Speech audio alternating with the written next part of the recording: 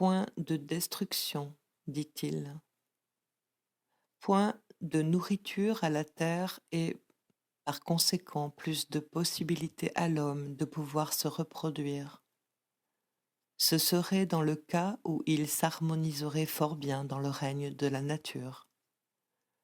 Fatale vérité sans doute, puisqu'elle prouve d'une manière invisible que les vices et les vertus de notre système social ne sont rien, et que les vices même sont plus nécessaires que les vertus, puisqu'ils sont créateurs, et que les vertus ne sont que créées, ou, si vous l'aimez mieux, qu'ils sont causes et que les vertus ne sont qu'effets. Qu'une trop parfaite harmonie aurait encore plus d'inconvénients que le désordre, et que si la guerre, la discorde et les crimes venaient à être bannis de dessus la terre, l'empire des trois règnes devenu trop violent alors détruirait à son tour toutes les autres lois de la nature. Les corps célestes s'arrêteraient tous, les influences seraient suspendues par le trop grand empire de l'une d'elles, il n'y aurait plus ni gravitation ni mouvement. Ce sont donc les crimes de l'homme qui, portant du trouble dans l'influence des trois règnes, empêchent cette influence de parvenir à un point de supériorité qui troublerait toutes les autres, en maintenant dans l'univers ce parfait équilibre qu'Horace appelait rerum concordia discors. Le crime est donc nécessaire dans le monde. Mais les plus utiles, sans doute, sont ceux qui troublent le plus, tels que le refus de la propagation ou la destruction. Tous les autres sont nuls, ou plutôt il n'est que ces deux-là qui puissent mériter le nom de crime. Et voilà donc ces crimes essentiels aux lois des règnes et aux lois de la nature. Un philosophe ancien appelait la guerre la mère de toutes choses. L'existence des meurtriers est aussi nécessaire que ce fléau. Sans eux, tout serait troublé dans l'univers. Et ceci continue. Cette dissolution sert à la nature puisque ce sont de ses parties détruites qu'elle recompose. Donc, tout changement opéré par l'homme sur cette matière organisée sert la nature bien plus qu'il ne la contrarie. Que dis-je, hélas, pour la servir, il faudrait des destructions bien plus entières, bien plus complètes que celles que nous pouvons opérer. C'est l'atrocité, c'est l'étendue qu'elle veut dans les crimes. Plus nos destructions seront de cette espèce, plus elles lui seront agréables.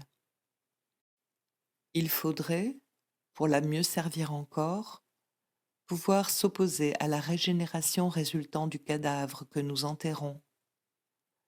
Le meurtre n'ôte que la première vie à l'individu que nous frappons. Il faudrait pouvoir lui arracher la seconde pour être encore plus utile à la nature, car c'est l'anéantissement qu'elle veut. Il est hors de nous de mettre à nos meurtres toute l'extension qu'elle y désire. Le terme, le nerf de cette dernière partie, de cette dernière énonciation, je pense que vous en avez saisi la portée. Il nous porte au cœur de ce point qui, la dernière fois, à propos de la pulsion de mort, était précisément ce qui vous était articulé comme le point de scission entre ce qu'on peut appeler purement et simplement principe de nirvana ou d'anéantissement, pour autant que celui-ci se rapporte à la loi fondamentale qui pourrait être identifiée à ce quelque chose qui nous est donné dans l'énergétique, comme étant la tendance au retour, sinon à un état de repos absolu, au moins à un certain état limite d'équilibre universel dans la distance. Pour autant que celui-ci se rapporte à une loi fondamentale qui pourrait être identifiée à ce quelque chose qui nous est donné dans l'énergétique comme étant la tendance au retour, sinon à un état de repos absolu, au moins à un certain état limite d'équilibre universel, la distance, la scission, dis-je, entre ceci et ce qui doit en être distingué en tant que ce que Freud nous apporte, articule devant nous comme étant la pulsion de mort, est quelque chose qui justement est à situer dans le domaine historique.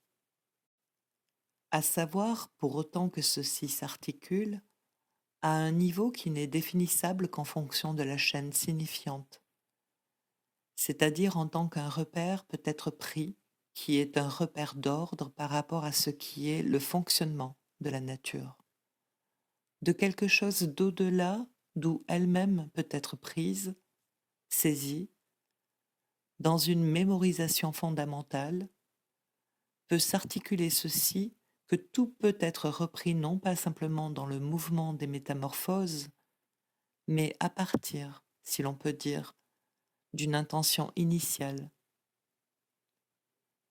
Vous entendez bien, j'espère, ce qu'ici j'articule en reprenant, en résumant, en schématisant ce que vous avez entendu la dernière fois.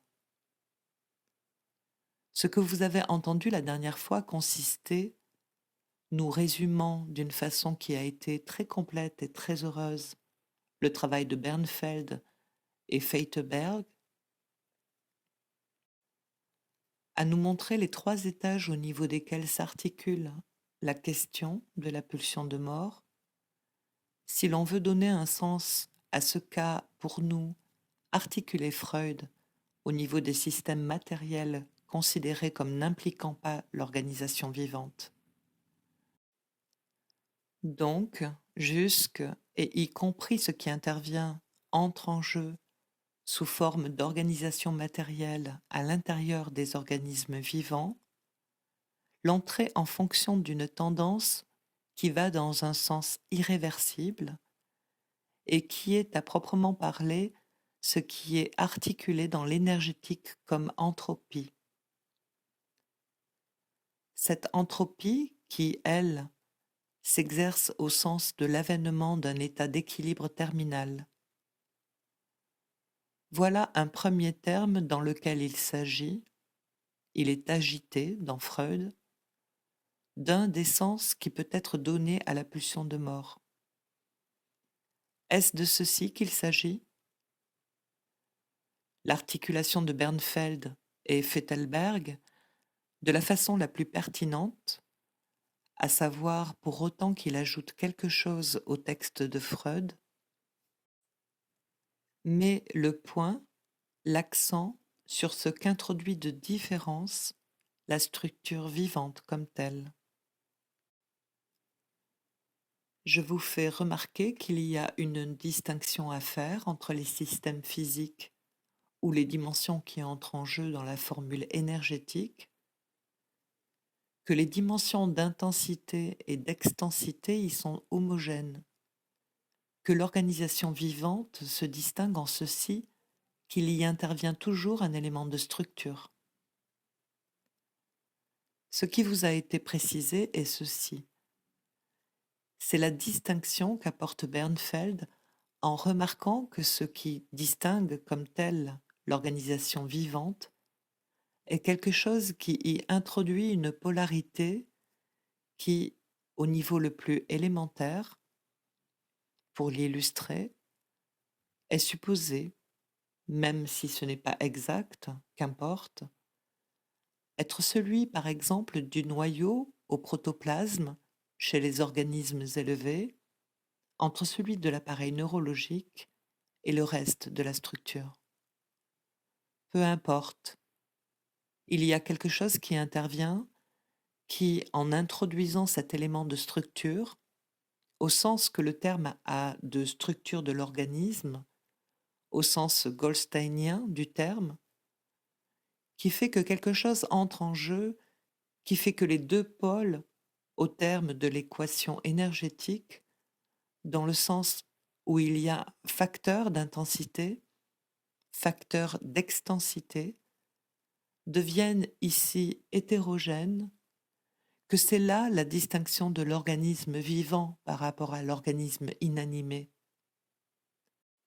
Cette hétérogénéité qui intervient entre les facteurs d'intensité et les facteurs d'extensité, ce n'est rien d'autre que quelque chose qui, d'ores et déjà, au niveau de la structure vivante comme telle, introduit le conflit.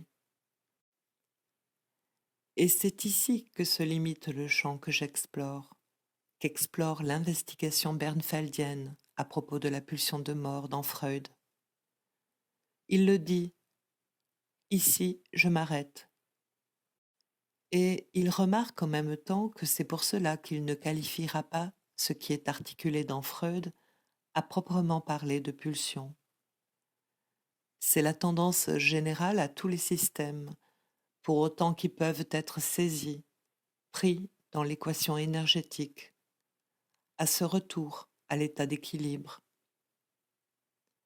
Ceci peut s'appeler tendance, ceci ne s'appelle pas encore, et c'est un freudien des plus orthodoxes qui s'exprime ainsi, ceci ne s'appelle pas encore à proprement parler ce quelque chose que nous pouvons, dans notre registre à nous, analystes, appeler pulsion.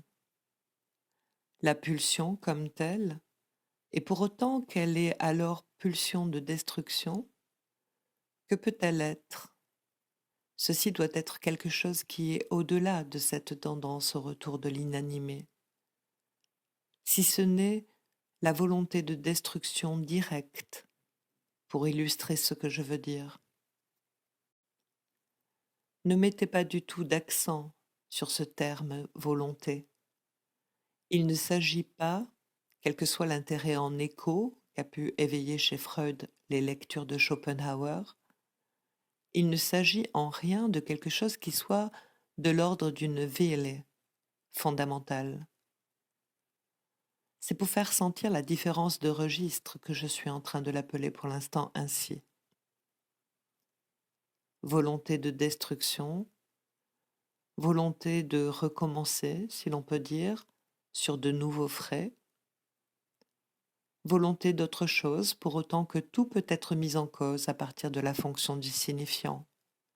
Car il n'y a que pour autant qu'il y a la chaîne signifiante que tout ce qui est implicite, immanent, existant dans la chaîne des événements naturels peut être considéré comme soumis, comme tel, à une pulsion dite de mort. Si la pulsion de mort se présente bien, comme il est en effet exigible en ce point de la pensée de Freud, qu'elle soit articulée comme une pulsion de destruction pour autant qu'elle mette en cause tout ce qui existe comme tel, ce qu'elle est en somme, c'est également volonté de création à partir de rien, volonté de recommencement. Cette dimension comme telle est introduite dès lors qu'est isolée, isolable, la chaîne historique, que l'histoire se présente comme quelque chose de mémorable, comme quelque chose de mémorisé au sens freudien, quelque chose qui est enregistré, suspendu, retenu à l'existence du signifiant.